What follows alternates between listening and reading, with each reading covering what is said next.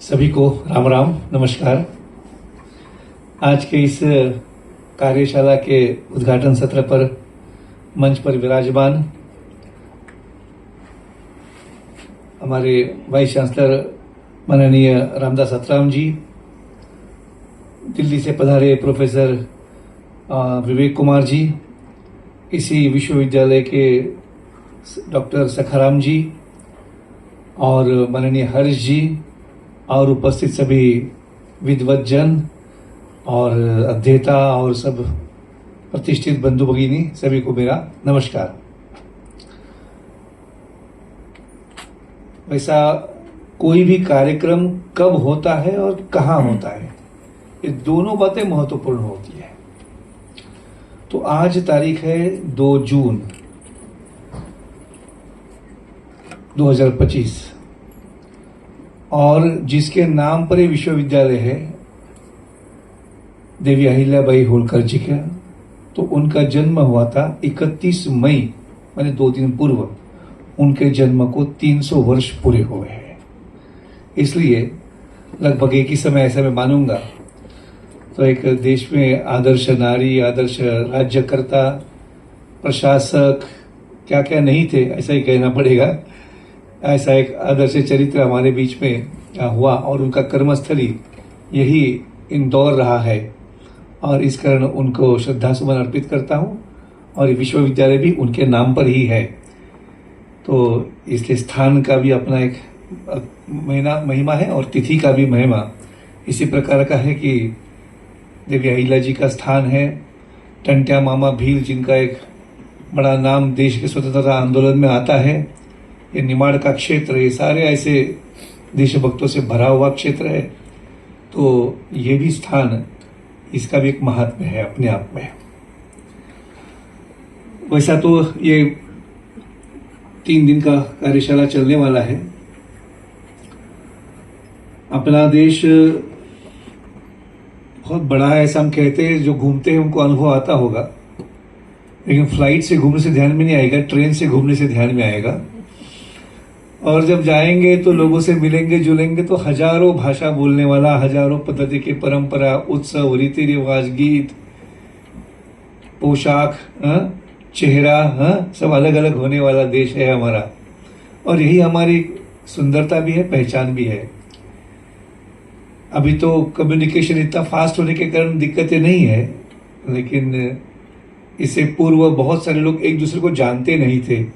North east के लोगों को हम सब एक जैसे ही मानते थे, और कई लोग तो नेपाल के साथ जोड़ते थे, चाइना के साथ जोड़ते थे, सारे एक्सीडेंट होते थे फिर। और दक्षिण का कोई आदमी होगा तो मद्रासी ही बोलते थे, तो वैसा होता था। तो अभी तो वो परिस्थिति बदल गई है, इसलिए उसमें ज़्यादा जाने की आवश्यकता नहीं। लेकिन कुल मिलाकर के इतना बड़ा देश होने के कारण और देश की व्याप्ति, विविधता बहुत सारी होने के कारण हम विविधता में एकता भारत की विशेषता कहते हैं। तो ऐसा हमारा देश है। और ऐसे देश में, जैसा जनजाति समाज के बारे में पूर्व वक्ता ने बताया कि भारत दुनिया का सबसे बड़ा जनजाति आबादी वाला देश है। लगभग 11 करोड़ 48 लाख पॉपुलेशन ये 2011 के सेंसस में था, अभी लगभग 13 करोड़ के आसपास हो जाएगा। तो भारत दुनिया का सबसे बड़ा जनजाति आबादी वाला देश है और लगभग 700 से अधिक जनजातियां यहाँ निवासरत है और हजारों साल से रहते हैं।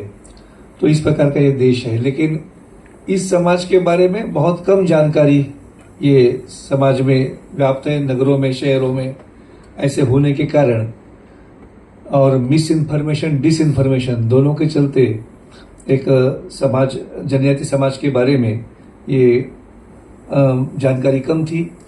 लेकिन जैसा हमने सुना और आप सब लोग उसके कार्यक्रम के सहभागी बने थे, वो था आज़ादी का अमृत महोत्सव में NCST कमीशन, उस समय माननीय हर्ष जी उसके अध्यक्ष भी थे, और कल्याणाश्रम और बाकी सभी आप सबके यूनिवर्सिटीज़ के सहयोग से देश भर के लगभग 110 विश्वविद्यालयों में और कार्यक्रम हुए। और इस कारण लोगों में ध्यान में आया कि जनजाति समाज का एक बड़ा योगदान है, ये पूरे फ्रीडम मूवमेंट में कैसा है ये समझ में आया और इस कारण लोगों में उत्सुकता जगी। लेकिन केवल इवेंट करना इतना ही हमारा पर ये प्रयास नहीं था। तो ये हमारे लिए एक कार्यक्रम की शुरुआत थी, ऐसा मैं कहूँगा, कार्य की शुरुआत थी। इसलिए कार्यक्रम करना अलग बात है, लेकिन कार्यक्रम से कार्य होना भी आवश्यक है।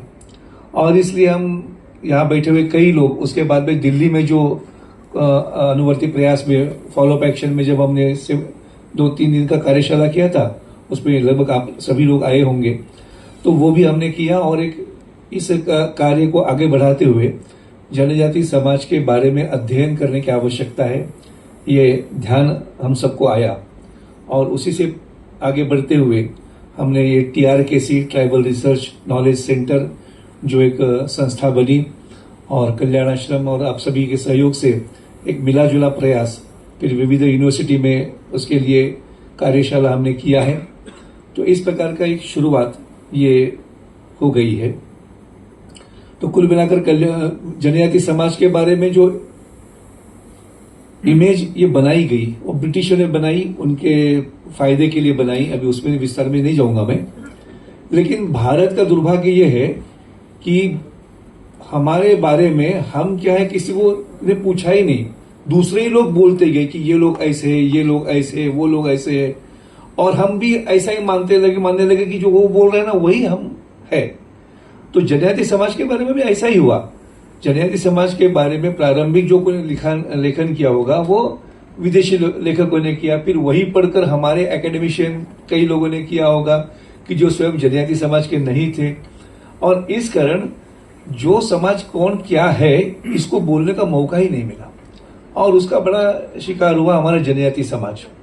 तो मुझे लगता है कि ये एक मौका है कि जनजाति समाज क्या है ये रीडिफाइन करने की आवश्यकता है और लोगों के सामने लाने की आवश्यकता है। और इसके लिए ये प्रयास जो है, मैं तो कहूंगा एक केवल एकेडमिक एक्सरसाइज मत मानिए, एक समय की मांग है ऐसा मानना पड़ेगा, एक भारतीयता की पहचान बचाने का प्रयास के रूप में इसको देखना पड़ेगा।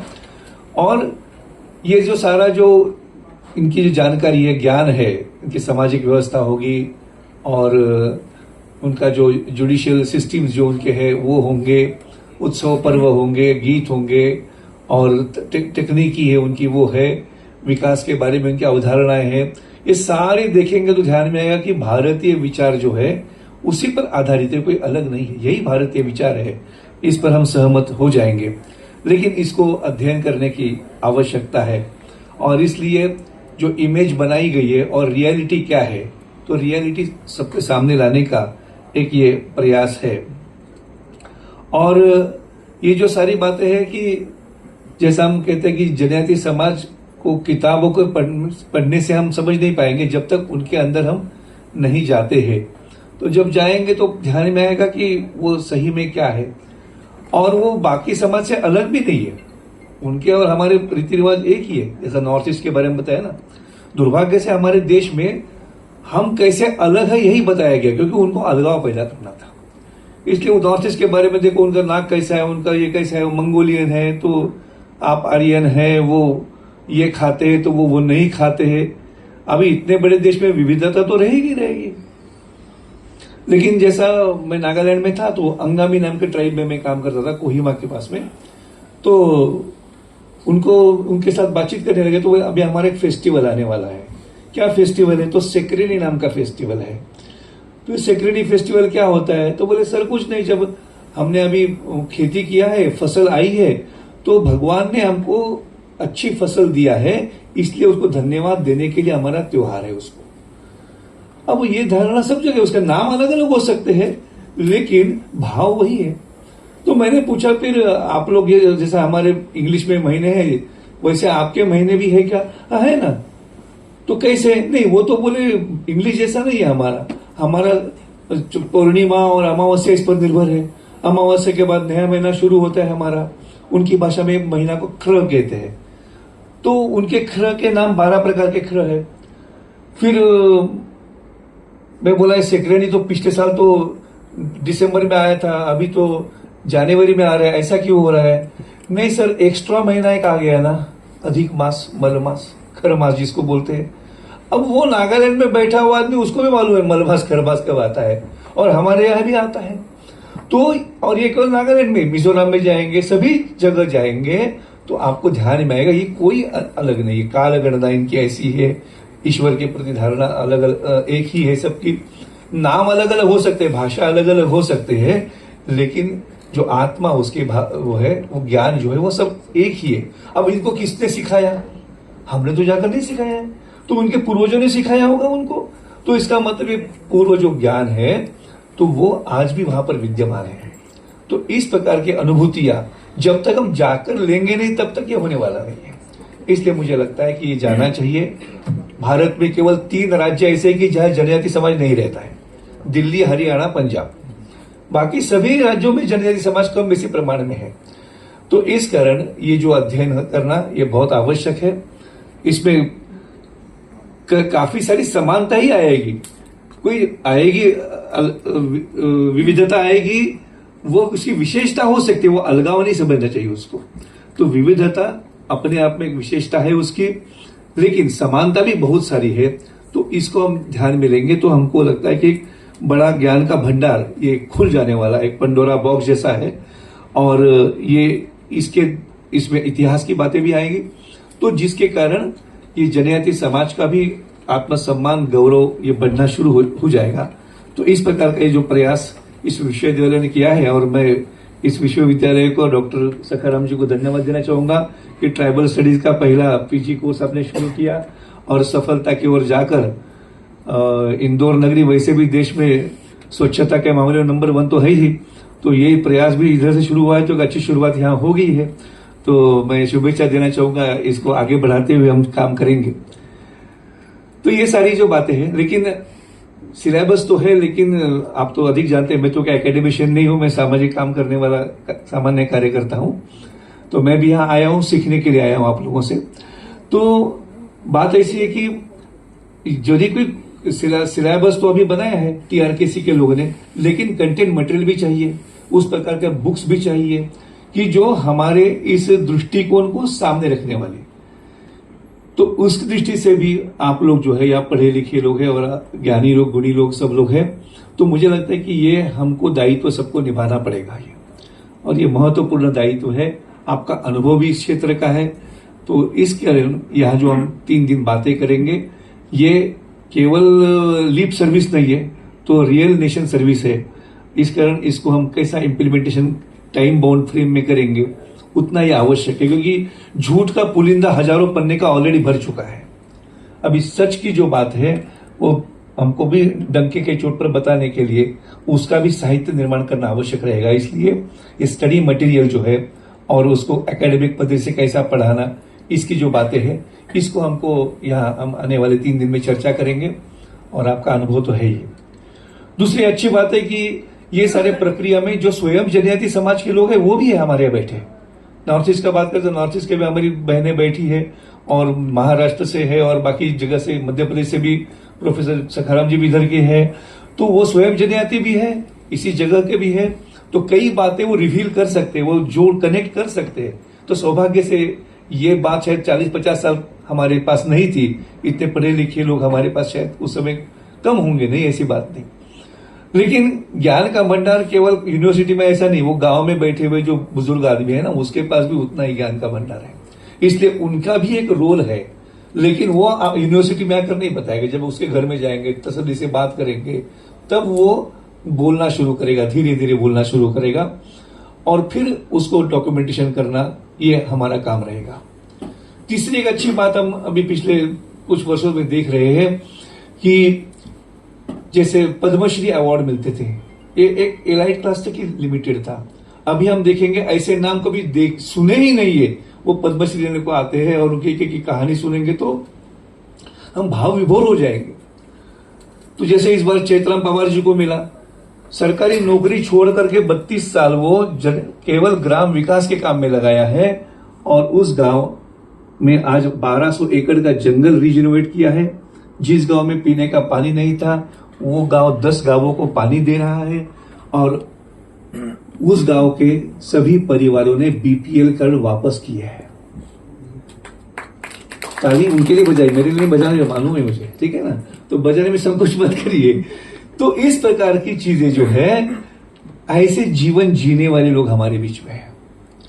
या राही भाई पोपरे होंगे महाराष्ट्र की, उन्होंने भी एक बहुत बड़ा काम किया है।